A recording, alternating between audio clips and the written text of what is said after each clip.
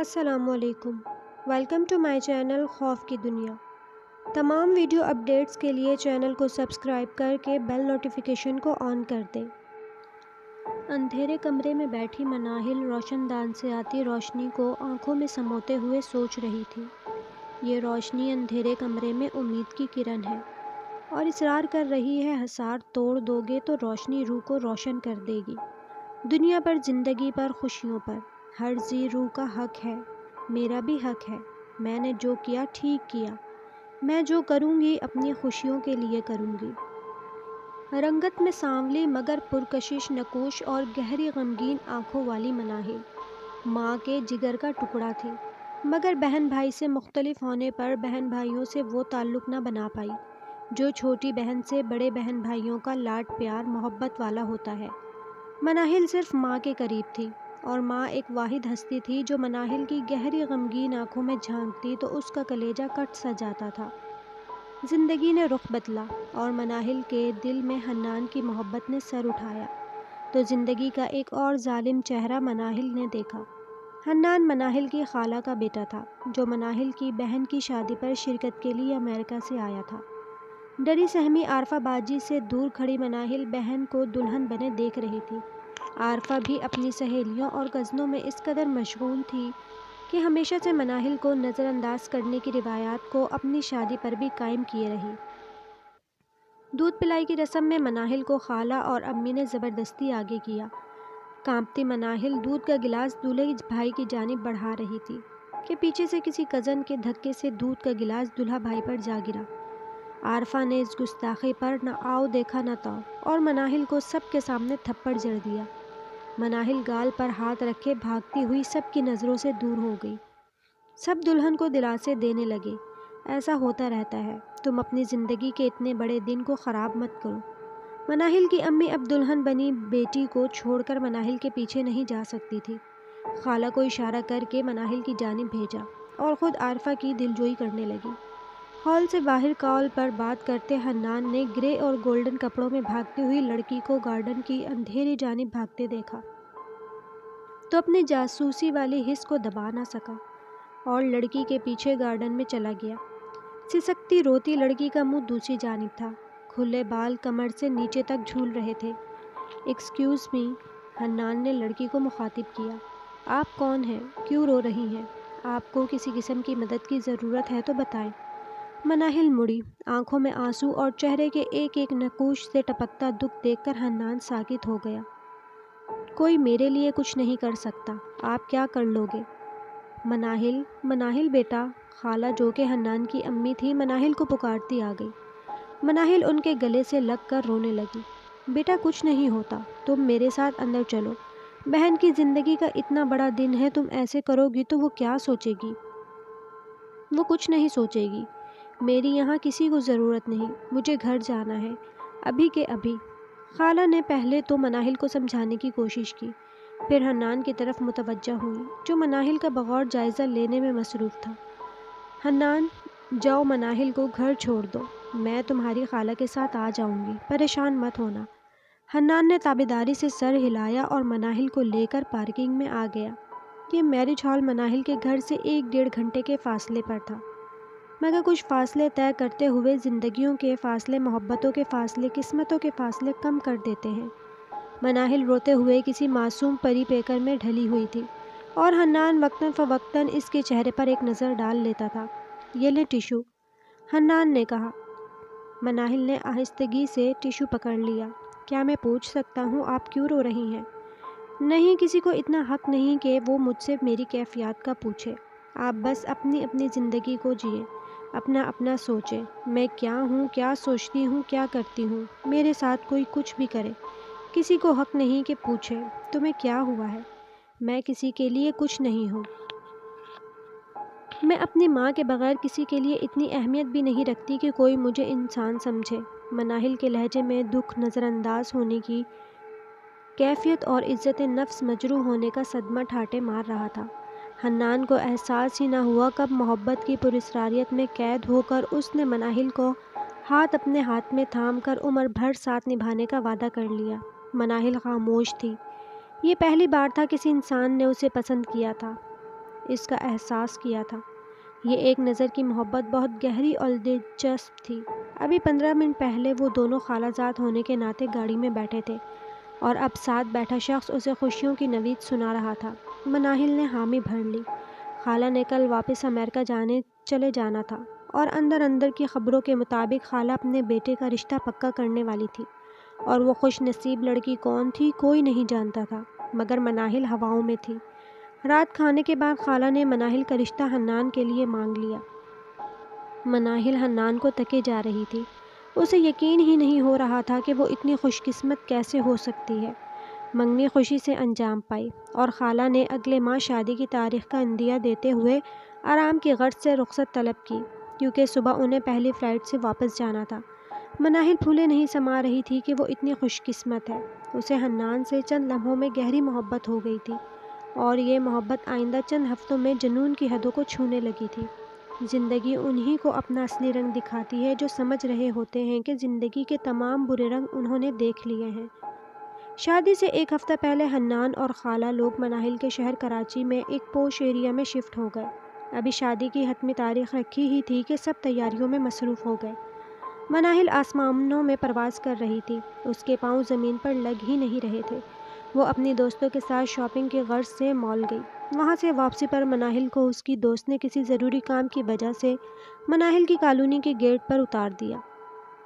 مناہل اللہ حافظ کہتی ہوئی پیدل گھر کی جانب بڑھ رہی تھی کہ اچانک ایک وائٹ کار مناہل کو رونتے ہوئے گزر گئی۔ شادی کے بعد یہ پہلی صبح تھی۔ انم منہ دھو رہی تھی کہ واش بیسن کے اس کی شیشے میں اپنے عکس پر نظر پڑی۔ ماتھے کے درمیان جلنے کا نشان دیکھ کر ہڑبڑا کر شیشے کی جانب مزید جھک گئی۔ جیسے ہی جھکی، جلنے کے نشان سے روشنی نکلی اور شیشے میں کسی فلم کی مانند منظر کشی ہونے لگی۔ گھونگھٹ نکالے بیٹھی دلہن سسک رہی تھی۔ انم دلہن کی جانب بڑھی اور دلہن کا گھونگھٹ پلٹ دیا۔ گھونگھٹ پلٹتے ہی انم کی چیخیں نکل گئیں، جلا ہوا منہ اور جلنے کے تازہ زخموں سے رستا خون۔ انم کو دیکھ کر دلہن اپنے بڑے بڑے ناخنوں سے خود کا چہرہ نوچنے لگی۔ لمبے لمبے ناخنوں میں گوشت ادھڑ ادھڑ کر پھنس رہا تھا، اور حالت یہ تھی کہ چہرے کی ہڈیاں نمایاں ہونے لگی تھی۔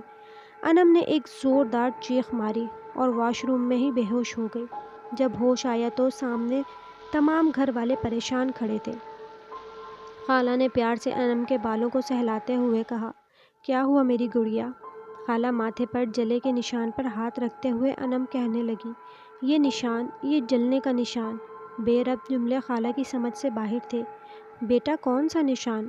خالہ ماتھے پر جلنے کا نشان آنکھوں میں خوف لیے انم نے ماتھے پر ہاتھ پھیرا۔ کچھ نہیں ہے میری بچی، ایسے وہم ہے تمہیں۔ کل تم دلہن بنی اچھی بری نظروں کا محور بنی رہی نا، اس لیے انسان پر منفی اثرات پڑتے ہیں، نظر لگ جاتی ہے۔ میں ابھی مرچوں سے تمہاری نظر اتارتی ہوں۔ خالہ نے مرچوں سے نظر اتاری اور امی نے صدقہ دیا۔ رات کو ولیمے کا فنکشن تھا۔ بیٹا تم آرام کر لو، شام میں پارلر بھی جانا ہے، خالہ کہتی ہوئی سب کو انم کے کمرے سے باہر لے آئیں۔ انم ذہنی طور پر تھکاوٹ محسوس کر رہی تھی، جلد ہی نیند کی آغوش میں چلی گئی۔ اٹھو انم، حنان کی آواز پر انم کی آنکھ کھل گئی۔ فریش ہو جاؤ، پارلر بھی جانا ہے، امی آپ کا انتظار کر رہی ہیں۔ انم فریش ہو کے خالہ کے ساتھ پارلر چلی گئی۔ گرے کلر کے فراک میں انم کسی گڑیا سے کم نہیں لگ رہی تھی۔ بیوٹیشین نے بہت مہارت سے انم کو کسی موم کی گڑیا کی مانند تیار کیا۔ پارلر کے شیشے میں اپنا عکس دیکھتے ہوئے انم کو پھر سے وہی جلے ہوئے چہرے والی دلہن یاد آ گئی۔ یہ گجرے پہن لو، پارلر میں ایک انجانی سی عورت نے گجرے انم کی جانب بڑھاتے ہوئے کہا۔ انم نے گجرے تھام لیے۔ تبھی خالہ میک اپ روم میں داخل ہوئیں اور کہنے لگی، جلدی چلو، حنان گاڑی میں انتظار کر رہا ہے اور فنکشن کا ٹائم بھی ہونے والا ہے۔ گجرے پرس میں ڈالتے ہوئے انم کو احساس ہوا، حالانکہ آتے ہی عورت غائب ہو چکی تھی، مگر جلدی جلدی میں وہ اس بات پر مزید نہ سوچ سکی۔ فنکشن بہت پروقار تھا، جو بخوبی گزرا۔ ہر زبان پر دلہا دلہن کی جوڑی کی تعریفوں کے چرچے تھے۔ دلہن کانچ کی مانند خوبصورت گڑیا لگ رہی تھی۔ رات گئے فنکشن اختتام کو پہنچا۔ 3 بجے گھر پہنچ کر سینڈل اتارتی انم کو ایسے محسوس ہوا جیسے اس کے پاؤں کسی لیس دار چیز سے بھر گئے ہوں۔ لہنگا تھوڑا اوپر کرتے ہوئے پاؤں کی جانب دیکھا تو فرش پر خون ہی خون تھا۔ ابھی وہ سکتے کے عالم میں دیکھ ہی رہی تھی کہ دروازہ کھلا اور حنان تیزی سے اندر داخل ہوا۔ انم کو یوں آنکھیں پھاڑے ٹکٹکی باندھے اپنے پاؤں کی جانب دیکھتے ہوئے اسے آواز دینے لگا۔ کافی دیر بعد خوف کا بت پگھلا تو انم نے صرف اتنا کہا، یہ خون۔ کہاں ہے خون؟ حنان نے حیرت سے پوچھا۔ یہ خون؟ اب کی بار انم کو بھی فرش صاف ستھرا دکھائی دیا۔ تم تھک گئی ہو، آرام کرو۔ میرے ایک دوست کا ایکسیڈنٹ ہو گیا ہے، میں اس کے پاس جا رہا ہوں، ممکن ہے مجھے دیر ہو جائے، تم آرام کرو۔ سنیں، کسی کو بولے میرے پاس آ کر سو جائے۔ حنان کو بھی یہ بات ٹھیک لگی۔ اچھا ٹھیک ہے، میں سونیا کو کہتا ہوں۔ سونیا جو حنان کے بھائی کی 15 سالہ بیٹی تھی، انم کے پاس آ گئی۔ انم جویلری اتارنے کی غرض سے سنگھار میز کے سامنے بیٹھی تھی۔ اس کی نظر اپنے پرس پر پڑی اور اسے وہ گجرے یاد آ گئے۔ انم نے جلدی سے پرس کھولا تو اخبار میں لپٹے گجرے اب بھی تازہ اور خوشبودار تھے۔ انم گجروں کو رکھ کر لباس بدلنے چلی گئی۔ فریش ہو کر آئی تو سونیا خواب خرگوش کے مزے لے رہی تھی۔ انم نے گجرے اٹھائے اور اپنی کلائیوں میں ڈال لیے۔ گجروں کا کلائیوں میں آنا تھا کہ سامنے شیشے میں انم کو اپنے عکس کے ساتھ اسی جلے ہوئے منہ والی دلہن کا وجود نظر آیا۔ پیچھے مڑ کر دیکھنے پر اسے اپنے پیچھے کوئی نظر نہ آیا، مگر سامنے شیشے میں جلے ہوئے منہ والی دلہن کا وجود نمایاں تھا۔ شیشے سے جلی ہوئی عورت کے لمبے ناخن والے ہاتھ باہر نکل آئے اور انم کے ہاتھوں سے گجرے نوچتے ہوئے جلے ہوئے منہ والی دلہن کہنے لگی، بہت شوق ہے نا تجھے گجروں کا؟ میں تمہارا شوق پورا کرتی ہوں۔ اور ساتھ ہی گجروں کو نوچنے لگی۔ اس کے لمبے لمبے ناخن انم کی کلائیوں کو بھی نوچ رہے تھے۔ انم کی کلائیوں پر سے بڑے بڑے زخموں سے خون رس رہا تھا۔ انم کی چیخوں سے کمرہ گونج اٹھا۔ سونیا کی بھی آنکھ کھل گئی۔ اسے بس اتنا نظر آیا کہ انم سنگھار میز کے سامنے بیٹھی کسی سے اپنے ہاتھ چھڑانے کی کوشش کر رہی ہے اور اس کے ہاتھوں سے خون بہہ رہا ہے۔ وہ یہ منظر دیکھ کر باہر کو بھاگی اور اس شور سے سب گھر والے انم کے کمرے میں آ گئے۔ لہو لہان ہاتھ لیے انم بس چیخے جا رہی تھی۔ گھر کی عورتوں نے انم کو تسلی دی۔ نانوں نے انم کو دم کیا اور اپنے کمرے میں لے آئیں۔ جہاں انم کے حواس بحال ہوئے تو تمام ماجرا نانوں کے گوشے گزار کر دیا۔ نانو جہاں دیدہ خاتون تھی، وہ سمجھ گئی ہو نہ ہو انم کے پیچھے کوئی بری روح لگی ہوئی ہے۔ بیٹا کل ہم مولوی صاحب کے پاس جائیں گے جو تمام ماجرا بتا سکیں گے۔ حنان کو بھی اس واقعے نے ڈرا دیا تھا، کیونکہ اس بار انم کی کلائیوں پر ناخنوں سے نوچنے کے گہرے زخم تھے جو نظر انداز کرنے کے نہیں تھے۔ ڈاکٹر نے طبی معائنے کے بعد انم کی کلائیوں پر پٹی باندھ دی اور دوائی دی۔ اگلی صبح انم، نانو اور حنان مولوی صاحب کے پاس گئے۔ مولوی صاحب نے پہلے تو دم کیا، پھر حساب کیا تو اوپری اثرات کے حملہ آور ہونے کا امکان ظاہر کیا اور انم کے گرد حفاظت کا حصار کھینچ کر ایک تعویذ انم کو اپنے پاس رکھنے اور اپنے کمرے میں لٹکانے کے لیے دے دیا۔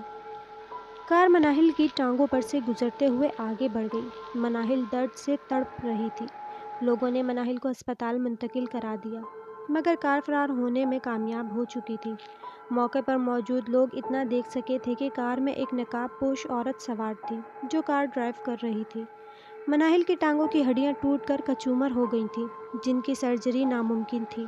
ڈاکٹروں نے صاف لفظوں میں مناہل کے اپاہج ہونے کا اعلان کر دیا تھا۔ مناہل خاموش تھی۔ اسے دیکھ کر یوں لگتا تھا جیسے کسی ذی روح کا ساکت جسم موت کے بعد خاموش پڑا ہو۔ آنکھوں میں کوئی جذبات نہیں تھے، خشک، خالی، بے جان۔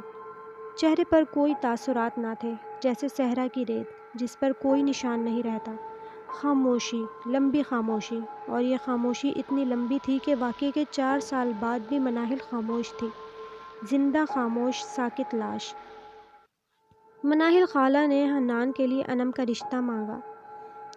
ہم نے تمہاری اجازت مانگ رہے ہیں۔ تمہاری اب ایسی حالت نہیں کہ تم حنان سے شادی کر سکو۔ حنان اچھا لڑکا ہے، ہم اس رشتے کو ہاتھ سے نہیں جانے دینا چاہتے۔ ہمیں سچائی کو ماننا پڑے گا، تم اب حنان کا جوڑ نہیں بن سکتی۔ میں تمہارا باپ ہونے کی حیثیت سے تم سے اجازت مانگنے آیا ہوں۔ کیا میں انم کی شادی حنان سے کر دوں؟ جی ابو۔ ابو نے حیرت سے مناہل کو دیکھا۔ زندہ لاش کی مانند مناہل نے بس جی کہا تھا۔ سوال پھر سے دہرایا گیا، انم کی شادی حنان سے کر دوں؟ وہی سپاٹ سا جواب بغیر کسی احساس کے، جی۔ ابو نے مناہل کے سر پر ہاتھ رکھا اور آنسوؤں کو چھپاتے ہوئے باہر آ گئے۔ کچھ دن آرام و سکون سے گزر گئے۔ سب سمجھے اثرات والا معاملہ نمٹا لیا گیا ہے، مگر ایسا نہیں تھا۔ ایک رات انم کچن میں کافی بنا رہی تھی کہ اچانک کچن کا دروازہ اندر سے خود بخود لاک ہو گیا۔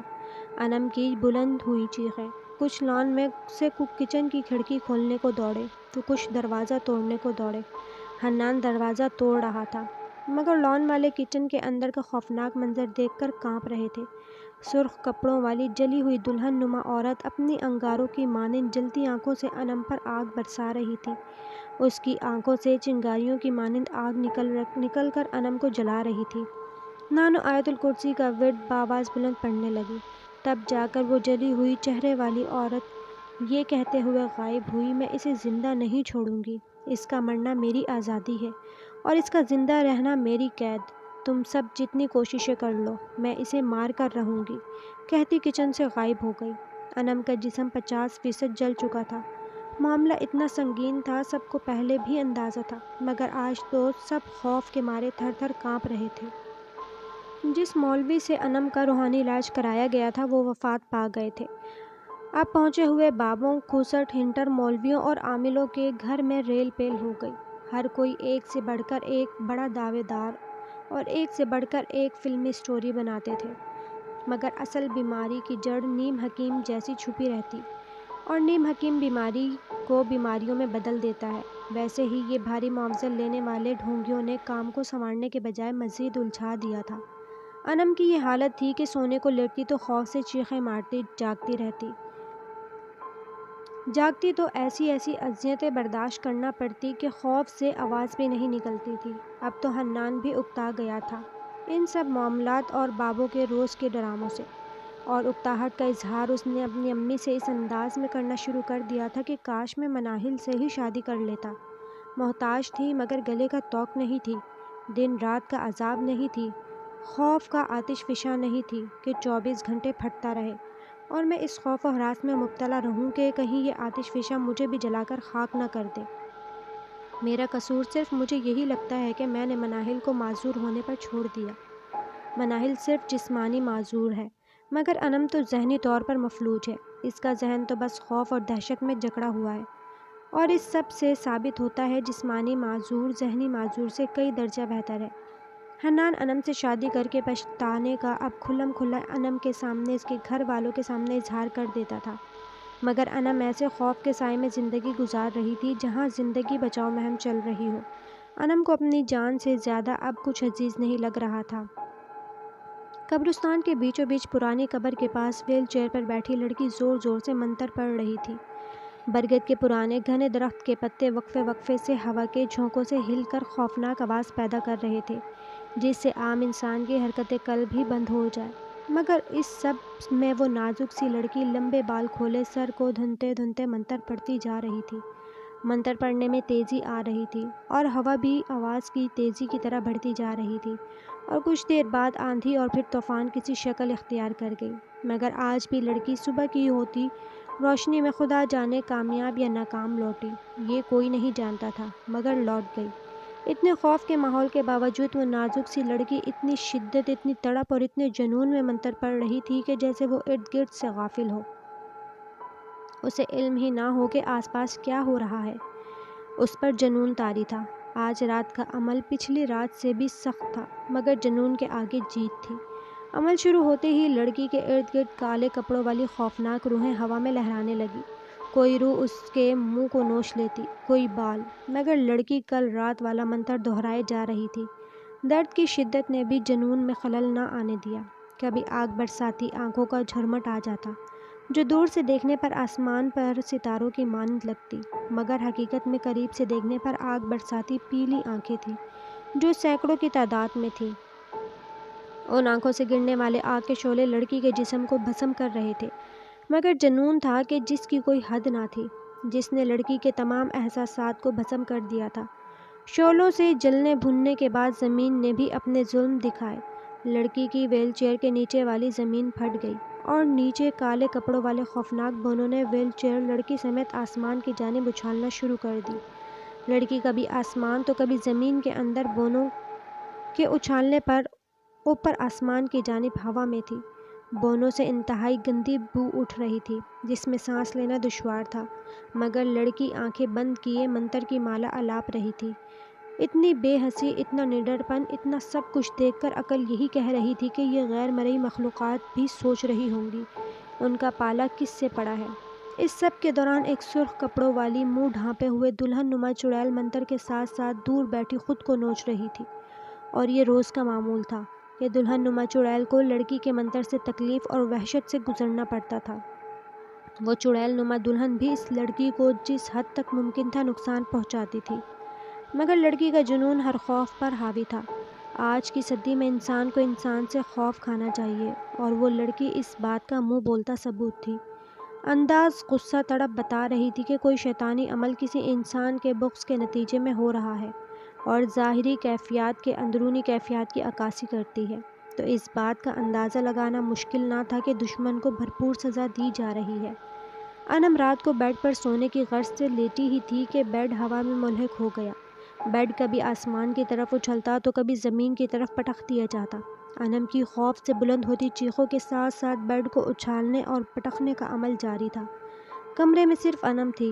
حنان کسی میٹنگ کی وجہ سے آؤٹ آف کنٹری گیا ہوا تھا، اور انم کی ذہنی حالت اس قدر ابتر تھی کہ اب تو سسرال والوں کو بھی انم سے خوف محسوس ہوتا تھا۔ کوئی انم کے ساتھ اکیلے رہنے پر تیار نہ تھا۔ انم کے دل میں حنان کی محبت اس قدر گہری تھی کہ اسے خوف تھا اگر وہ سسرال چھوڑ کر میکے گئی تو حنان اسے گھر سے ہی نہ نکال دے۔ وہ اکیلے تنہا ان تمام حالات سے لڑتی چیختی رہتی، دن کو تو سسرال والوں کے ساتھ بیٹھتی، مگر رات کو خوف و وحشت اور اکیلے پن میں ان تمام چیزوں سے نمٹتی تھی۔ زندگی کا رخ بدل چکا تھا۔ خوشیاں، محبتیں، چاہتیں سب ساتھ چھوڑ گئی تھیں۔ اب سب کی نظروں میں اکتاہٹ تھی۔ خوفزدہ انم کو دیکھ کر سسرال والوں کی آنکھوں میں وحشت ٹپکتی نظر آنے لگی تھی، مگر انم ایک محبت کرنے والی لڑکی تھی، اور ان سب حالات میں محبت پر قائم تھی۔ حنان کو اس نے اتنی آسانی سے نہیں پایا تھا۔ بیڈ مسلسل اچھالنے کے بعد ایک دم ساکت ہو گیا۔ انم نے سکھ کا سانس لیا ہی تھا کہ بیڈ کے نیچے سے بونوں کی ایک فوج باہر آ گئی۔ کالے کپڑوں میں ملبوس چھوٹے چھوٹے بونے جن کے وجود سے ناگوار بو کمرے میں پھیل گئی۔ بونوں نے ایک قطار میں کھڑے ہو کر بیڈ کو چاروں طرف سے گھیر لیا۔ شدید بو سے انم کو قے آنے لگی۔ انم نے قے کی تو خون کا ایک فوارہ سا انم کے منہ سے نکل کر فرش پر پھیل گیا۔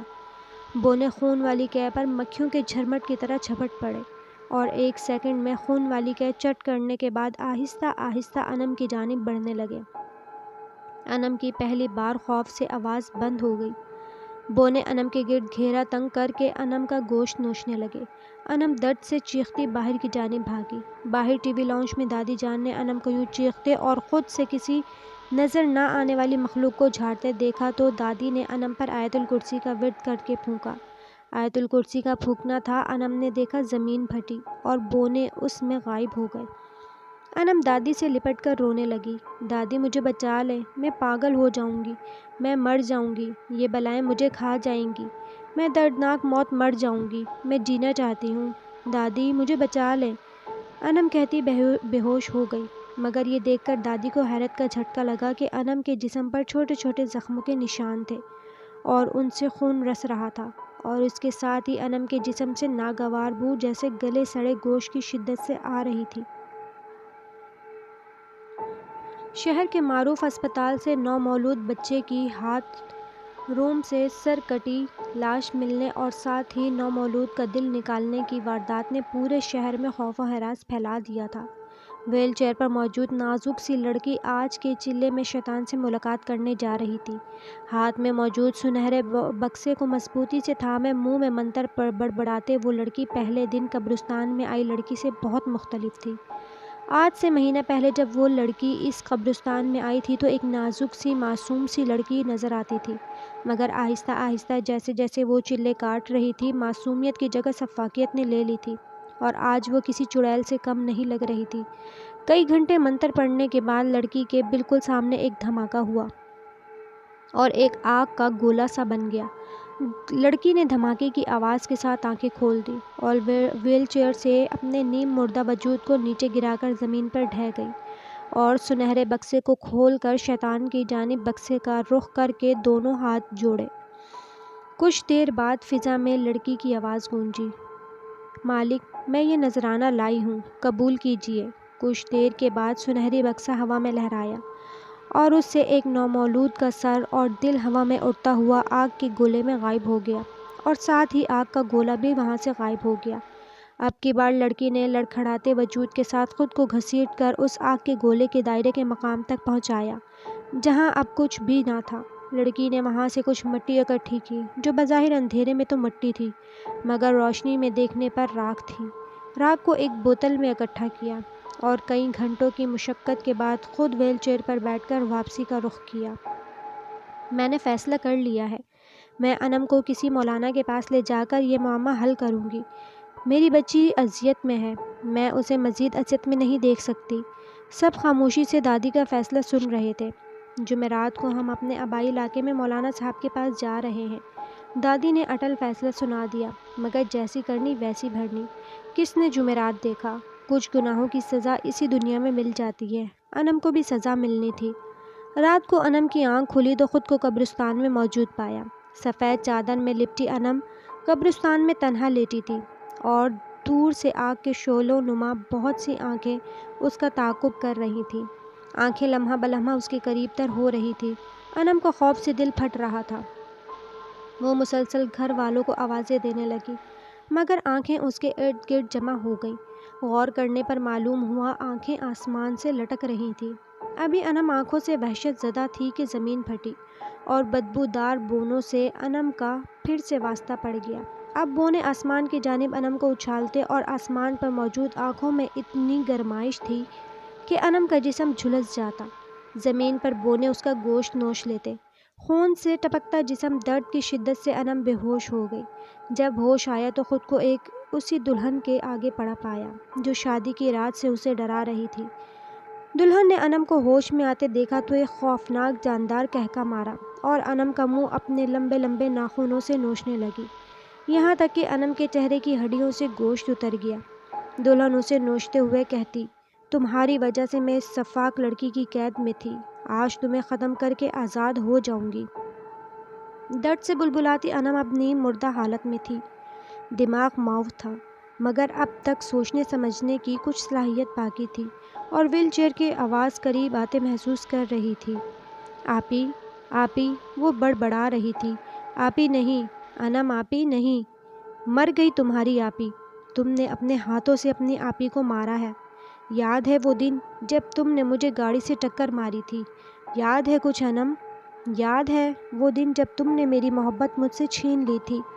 یاد ہے وہ دن جب تم خوشی خوشی حنان کے ساتھ رخصت ہو گئی تھی؟ اس دن مر گئی تھی تمہاری آپی۔ آپی مجھے معاف کر دیں، آپی مجھے معاف کر دیں۔ انم بس ایک ہی رٹ لگائے زمین پر تڑپتی ہوئی پڑی تھی۔ معاف کر دو اسے مناہل، حنان کی آواز پر مناہل چونکی۔ میں جانتا ہوں انم تمہاری گنہگار ہے مگر تم اسے معاف کر دو۔ صرف انم نہیں، تم بھی میرے گنہگار ہو۔ تم جانتے ہو جب تم نے مجھے معذور ہونے پر چھوڑا تھا میں کس صدمے سے گزری تھی، پھر تم نے میری ہی بہن سے شادی کر لی، مجھ پر کیا گزری تم دونوں جانتے ہو؟ نہیں جانتے، کوئی اس درد کو نہیں جانتا، سب اپنی اپنی خوشیوں میں خوش تھے۔ میں کسی کو معاف نہیں کروں گی، کسی کو بھی نہیں، انم کو تو بالکل نہیں، میری محبت کے واسطے بھی نہیں۔ حنان نے ہوا میں تیر چلایا تھا۔ مناہل محبت کرنے والی لڑکی تھی، حساس لڑکی، محبت کو دل کی گہرائی میں دفنا تو چکی تھی مگر قبر دل میں موجود تھی۔ حنان سے نظریں چرا کر کہنے لگی، محبت مر گئی مگر اس کی قبر میرے دل میں ہے، جاؤ دونوں یہاں سے جاؤ، اس محبت کی قبر کے صدقے معاف کیا تم دونوں کو، چلے جاؤ یہاں سے۔ حنان نے انم کو اٹھا کر سہارا دیتے ہوئے مناہل سے کہا، چلو تم بھی۔ مناہل نے حنان کی طرف دیکھتے ہوئے کہا، مجھے کچھ حساب چکانے ہیں، تم اپنی بیوی کو لے کر جاؤ، میں چلی جاؤں گی۔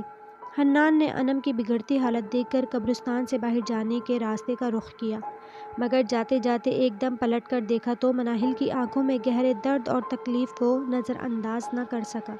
دل نے گواہی دی کہ اگر وہ آج یہاں سے چلا گیا تو وہ مناہل کو آخری بار دیکھ رہا ہے مگر انم کی حالت کی بگاڑ نے اسے مناہل کی جانب پیش رفت کو روکنے پر مجبور کر دیا۔ حنان چلا گیا۔ مناہل کی ویل چیئر کے ارد گرد بونوں نے آسمان سے چھلکتی آگ برساتی آنکھوں نے اس دلہن کے گرد گھیرا تنگ کر دیا تھا۔ مناہل کو سب اپنی طرف سے انم والی اذیت پہنچا رہے تھے۔